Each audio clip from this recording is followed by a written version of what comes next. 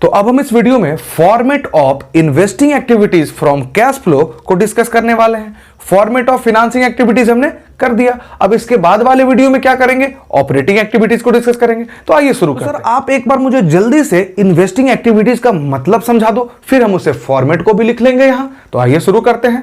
जब भी आप बिजनेस के फिक्स एसेट या फिर नॉन करेंट इन्वेस्टमेंट को सेल करते हो, परचेज करते हो, तो उससे जो भी इनफ्लोज और आउटफ्लोज होते हैं उन्हें आप किस हेड में लिखते हो, cash flow from investing activities. तो आइए जरा एक एक करके लिखते हैं। जब भी आप लैंड खरीदोगे, बिल्डिंग खरीदोगे, फर्नीचर खरीदोगे, प्लांट खरीदोगे, मशीनरी खरीदोगे, इन शॉर्ट जब भी आप फिक्स एसेट परचेज करोगे तो आपके बिजनेस में पैसे आएंगे या जाएंगे, जरा ये समझाना। सर मेरे बिजनेस है तो पैसे जाएंगे, तो उसको यहां पे लिख देते हैं। आइए, परचेज ऑफ फिक्स्ड एसेट्स। जब भी आप फिक्स एसेट्स को खरीदोगे, चाहे वो टेंजिबल फिक्स एसेट हो या फिर इनटेंजिबल फिक्स एसेट हो, इन दोनों फिक्स एसेट को जब भी आप खरीदोगे और उससे जो भी आउटफ्लोज होगा, क्योंकि जब भी आप एसेट खरीदते हो तो आपके पास से तो कैश जाता है,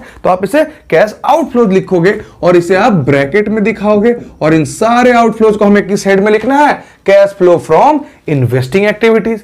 सर और क्या क्या लिखते हैं, ठीक इसके उल्टा, जब आप परचेज करते हो फिक्स एसेट को तो यहां लिखते हो, लेकिन जब आप सेल करोगे तो भी यही लिखोगे। तो इसको यहां पे लिख दो, सेल ऑफ फिक्स्ड एसेट, और यहां पे सिर्फ और सिर्फ टेंजिबल को लिखोगे। और जब भी आप सेल करोगे तो आपके पास कैश आएगा, इसीलिए हमने इसे ब्रैकेट में नहीं दिखाया, क्योंकि कैश आउटफ्लोज को हम लोग कैश फ्लो में क्या दिखाते हैं, माइनस में नहीं ब्रैकेट में दिखाते हैं। और जब आप सेल करोगे तो आपके पास पैसे आएंगे, इसीलिए हमने यहां पे कैश इनफ्लो को बिना ब्रैकेट में दिखाया। तो जरा एक पॉइंट को और देखिए, फिर हम लोग आगे बढ़ते हैं। मैंने जानबूझ के यहां पे लिखा sale of fix asset tangible. क्या सर इनटेंजिबल एसेट को जब हम सेल करेंगे तो उसे इन्वेस्टिंग एक्टिविटीज में नहीं लिखेंगे? बिल्कुल सही सवाल आपका। अब जरा इसके जवाब को सुनिए। जितने सारे इनटेंजिबल एसेट्स हैं, चाहे वो ट्रेडमार्क हुए, कॉपीराइट हुए, पेटेंट हुए, इन सारे इनटेंजिबल एसेट के सेल्स को हम लोग यहां लिखेंगे, बट गुडविल के सेल को हम लोग यहां नहीं लिखेंगे। इनफैक्ट गुडविल के जो वैल्यू में डिक्रीज होता है, जिसे हम लोग सेल नहीं गुडविल रिटर्न ऑफ बोलते हैं, और गुडविल रिटर्न ऑफ ऑपरेटिंग में जाएगा। यहां पे हम लोग जितने सारे गुडविल के अलावा जितने सारे इनटेंजिबल एसेट हैं, सबके सेल को हम लोग लिखेंगे एक्सेप्ट गुडविल। इसीलिए मैंने ये लिख के यहां पे थोड़ा वेट किया, ताकि कोई बच्चे के मन में ये सवाल हो तो वो क्लियर हो। तो मैंने फिर से अपने बातों को आपके सामने दोहरा देना है। क्या सर टेंजिबल एसेट और इनटेंजिबल एसेट दोनों के परचेज को हम लोग इन्वेस्टिंग एक्टिविटीज में लिखते हैं? बिल्कुल सही। क्या टेंजिबल एसेट और इनटेंजिबल एसेट दोनों के सेल को भी लिखते हैं क्या? बिल्कुल सही, दोनों के सेल को भी लिखते हैं, लेकिन एक्सेप्ट गुडविल। गुडविल के वैल्यू में जो डिक्रीज होता है, गुडविल में जो सेल आता है, उसे हम सेल ऑफ गुडविल नहीं बोलते हैं, उसे गुडविल रिटर्न ऑफ बोलते हैं। और गुडविल रिटर्न ऑफ हमेशा ऑपरेटिंग एक्टिविटीज में जाता है। तो इस बात को सम बनाते समय आप बिल्कुल ध्यान रखिएगा। गुडविल के वैल्यू में अगर डिक्रीज आया तो आप उन्हें इन्वेस्टिंग में नहीं लिखिएगा।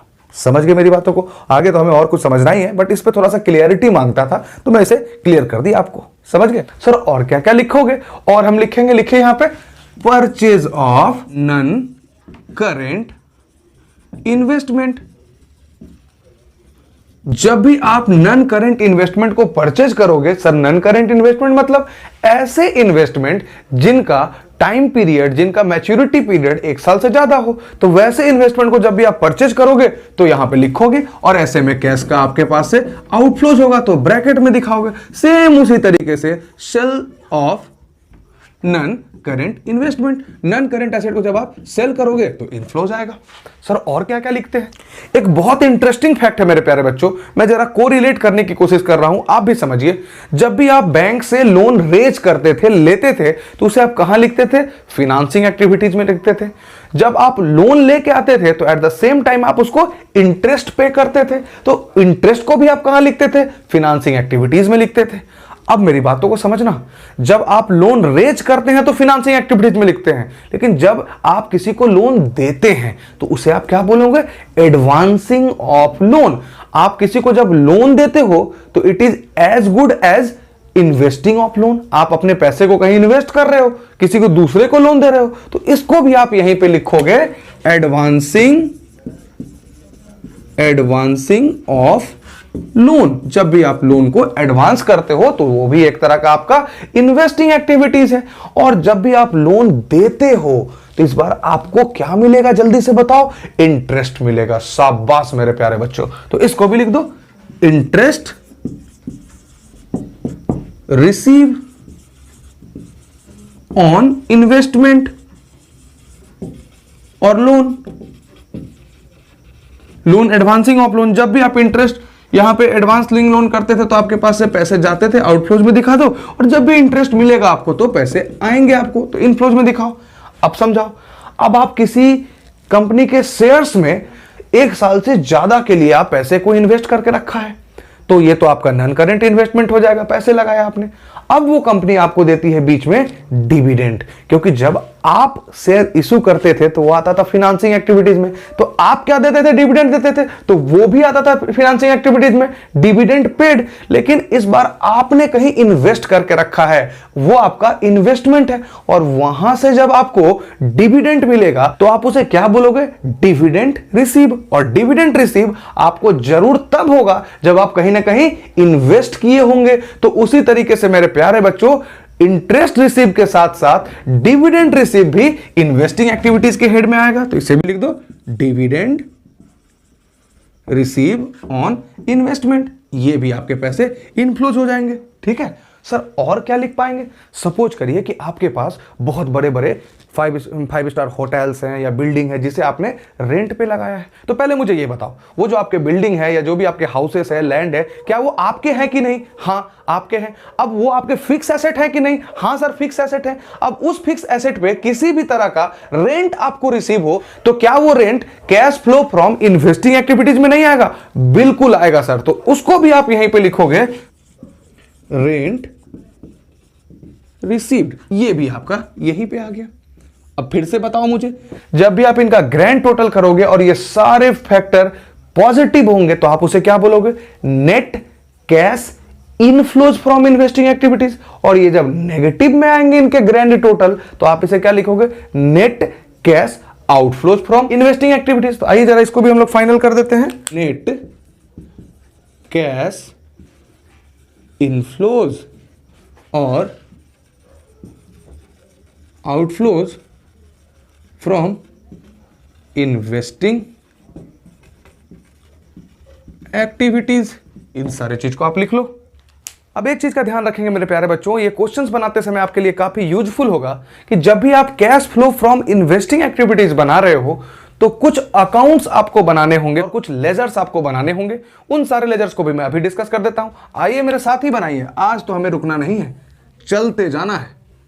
आइए, 2 लेजर हमें बनाने होंगे और आप भी मेरे साथ लिखिए। एक लेजर जिसका नाम है फिक्स्ड एसेट, इसका लेजर आपको बनाना होगा। जब भी आपको कभी सेल होगा, परचेज होगा, उसको कैलकुलेट करने के लिए लिखिए यहां पे टू बैलेंस ब्रॉट डाउन। जब भी आपके पास फिक्स एसेट के ओपनिंग बैलेंस हो गए तो आप उसे यहां लिखोगे। ये लिखने का जरूरत नहीं ओपनिंग बैलेंस, ये मैं आपको समझाने के लिए बताया हूं। ओपनिंग बैलेंस, क्लोजिंग बैलेंस को आप यहां लिखोगे बाय बैलेंस कैरिड डाउन। और यहां क्या लिखोगे? Bye depreciation of current year, current year में जो भी डेप्रिसिएशन होगा। बाय लिखोगे यहां पे बैंक, BN के बैंक, और वो जब भी आप मशीन को सेल करोगे तो यहां लिखोगे। और क्या लिखोगे? By loss on sales of fixed asset, इसको आप लोग PL भी लिख सकते हो, कोई दिक्कत नहीं है ना। और क्या लिखोगे यहां पे लिखोगे to profit on sale of fixed asset. अच्छा, और यहां पे लिखोगे टू बैंक, यहां पे जब भी आप मशीन को परचेज करोगे तब भी लिखोगे। ये फॉर्मेट का यूज तब होगा जब आप इन्वेस्टिंग एक्टिविटीज बताओगे, उस समय मैं आपको डायरेक्टली बताऊंगा। और एक और हो सकता है जिसका नाम है एक्यूमुलेटेड डेप्रिसिएशन। ये देखिए, ये क्रेडिट साइड होगा, ये डेबिट साइड होगा, ये क्रेडिट साइड होगा, ये डेबिट साइड होगा। इसमें आप बाय बैलेंस BD यहां लिखोगे, ओपनिंग बैलेंस, और यहां पे टू बैलेंस CD लिखोगे। ओके, मेरे साथ लिखते जाइए आप लोग।